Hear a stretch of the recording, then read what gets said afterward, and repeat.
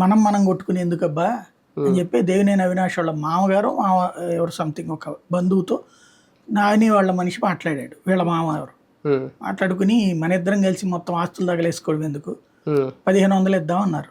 ఇద్దరు 1500 ఇచ్చారు, కాంప్రమైజ్ అయ్యి ఇచ్చారు 1500. ఇలా డబ్బులు మిగిలింది అనుకున్నారు కానీ ఆ 1500 ఇచ్చేటప్పటికి అక్కడ దెబ్బ కొట్టింది.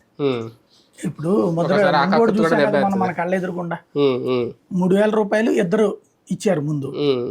ఆ 3000 రూపాయలు బీఆర్ఎస్ ఇచ్చింది, 4000 రూపాయలు కోమటిరెడ్డి ఇచ్చాడు. అది జనంలోకి వెళ్ళిందని వీళ్ళు 5000 ఇచ్చారు, ఇంకో 2000 ఇచ్చారు. ఇతను ఇంకొక 2000 ఇవ్వడానికి రెడీ అయ్యాడు, 6000 చేయడానికి. ఆ టైంలో ఇతను డబ్బులు ఆపిచ్చేశారు. అంటే రాజకీయాలు ఉంటాయి, అది అట్లాంటివి ఉంటాయి, స్పాట్ లో అడ్డుకోరు. అవును, ఒక రకంగా ఇదంతా ఒక దాడి అయితే మీడియాను వాడుకునే విషయంలో అంటే వాళ్ళు టీడీపీ సానుభూతి పరులు అనుకోవచ్చు, జగన్ వ్యతిరేకులు అనుకోవచ్చు. సునీత కానీ లేదంటే షర్మిల గారు కానీ ఆర్కేకి ఇచ్చిన ఒక ఇంటర్వ్యూ ఒక బ్రహ్మాస్త్రం. ఎందుకంటే సునీత, నరేంద్ర రాజశేఖర రెడ్డి ఇద్దరు వచ్చి కూర్చొని మాట్లాడడం, వాళ్ళు చెప్పే నిజాలా కాదనేది సెకండరీ, వాళ్ళు చెప్పే ఎంతవరకు జగన్ మీద ఎఫెక్ట్ అవుతాయి